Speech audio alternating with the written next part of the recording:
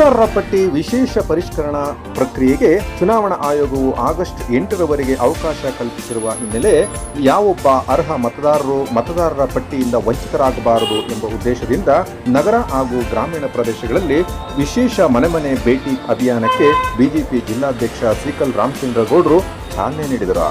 ಶಿಡ್ಲಘಟ್ಟ ನಗರದ ಶ್ರೀ ನಗರೇಶ್ವರ ಸ್ವಾಮಿ ದೇವಾಲಯದಲ್ಲಿ ವಿಶೇಷ ಪೂಜೆ ಸಲ್ಲಿಸುವ ಮೂಲಕ ಅಭಿಯಾನಕ್ಕೆ ಚಾಲನೆ ನೀಡಲಾಯಿತು. ಬಳಿಕ ಬೂತ್ ಮಟ್ಟದ ಏಜೆಂಟರು BLA 1 ಹಾಗೂ BLA 2 ಮತದಾರರ ಮನೆಗಳಿಗೆ ತೆರಳಿ ಮತದಾರರ ಪಟ್ಟಿಗಳನ್ನು ಪರಿಶೀಲಿಸುವ ಕಾರ್ಯಕ್ಕೆ ಚಾಲನೆ ನೀಡಲಾಯಿತು. 2 ದಿನಗಳ ಕಾಲ ಬೂತ್ ಮಟ್ಟದ ಬಿಜೆಪಿ ಕಾರ್ಯಕರ್ತರುಗಳಾದ BLA 1 ಹಾಗೂ BLA 2ಗಳು ಮನೆಗೆ ಭೇಟಿ ನೀಡಿ ಮತದಾರರಲ್ಲಿ ಜಾಗೃತಿ ಮೂಡಿಸುವುದರೊಂದಿಗೆ ಯಾವುದೇ ಅರ್ಹ ಮತದಾರರು ಮತದಾನದ ಹಕ್ಕಿನಿಂದ ವಂಚಿತರಾಗದಂತೆ ಅಗತ್ಯ ಕ್ರಮ ಕೈಗೊಂಡಿದ್ದಾರೆ ಎಂದು ತಿಳಿಸಲಾಯಿತು. ಇದೇ ಸಂದರ್ಭದಲ್ಲಿ ಬಿಜೆಪಿ ಮಂಡಲ ತಾಲೂಕು ಅಧ್ಯಕ್ಷ ಶ್ರೀಕಲ್ ಆನಂದಗೌಡರು, ಮಾಜಿ ಅಧ್ಯಕ್ಷ ಸುರೇಂದ್ರಗೌಡ, ನಗರಾಧ್ಯಕ್ಷ ದೇವರಾಜು, ನಾರಾಯಣಸ್ವಾಮಿ, ದೇವಾಲಯದ ಆಡಳಿತ ಮಂಡಳಿ ನಾಗರಾಜು, ಅನೇಕ ಪಕ್ಷದ ಮುಖಂಡರು ಉಪಸ್ಥಿತರಿದ್ದರು. ಇಡೀ ದೇಶದಲ್ಲಿ ಮತದಾರರ ಪಟ್ಟಿ ಪರಿಷ್ಕರಣೆಯನ್ನು 2002 ಆದಮೇಲೆ 2026ರಲ್ಲಿ ಇಡೀ ದೇಶದಲ್ಲಿ SIR ನಡೀತಾ ಇರೋದ್ರಿಂದ ಈ ಕಾರ್ಯಕ್ರಮದಲ್ಲಿ ಇವತ್ತು ಕರ್ನಾಟಕ ರಾಜ್ಯದಲ್ಲಿ ಕೂಡ SIR ನಡೀತಾ ಇದೆ.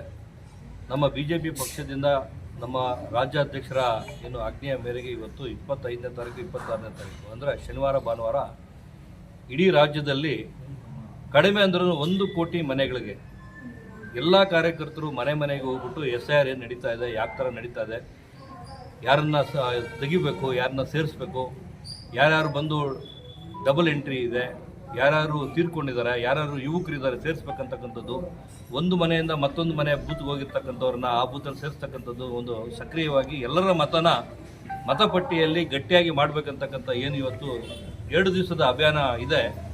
ಚಿಕ್ಕಬಳ್ಳಾಪುರ ಜಿಲ್ಲೆಯ ವತಿಯಿಂದ ಶಿಡ್ಲಘಟ್ಟ ವಿಧಾನಸಭಾ ಕ್ಷೇತ್ರ ಶಿಡ್ಲಘಟ್ಟ ನಗರದಲ್ಲಿ ಇವತ್ತು ಇಡೀ ನಮ್ಮ ಕಾರ್ಯಕರ್ತರ ಒಟ್ಟಿಗೆ ನಾವು ನಗರೇಶ್ವರನ ಆಶೀರ್ವಾದದೊಂದಿಗೆ ಈ ಕಾರ್ಯಕ್ರಮ ಇವತ್ತು ಶುರು ಮಾಡ್ತಾ ಇದ್ದೀವಿ.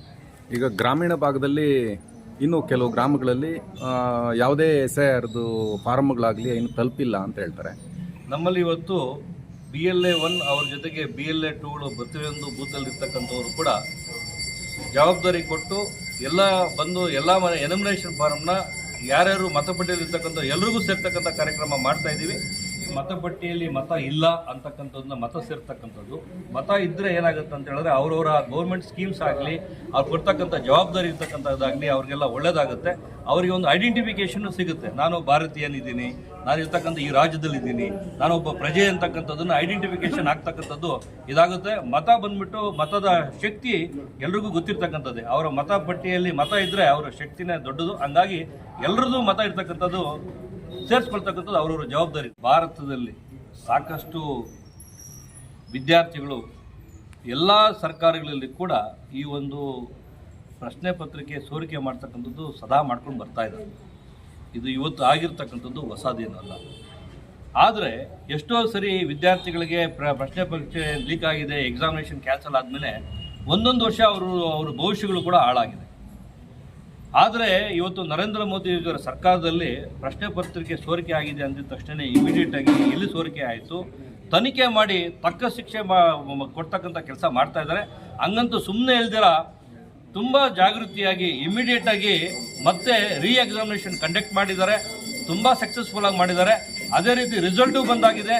ವಿದ್ಯಾರ್ಥಿಗಳು ಎಲ್ಲರೂ ತುಂಬ ಸಂತೋಷವಾಗಿ ಅವರವರು ಅಡ್ಮಿಷನ್ಸ್ಗೆ ಈಗೆಲ್ಲ ಓಡಾಡ್ತಾ ಇದ್ದಾರೆ.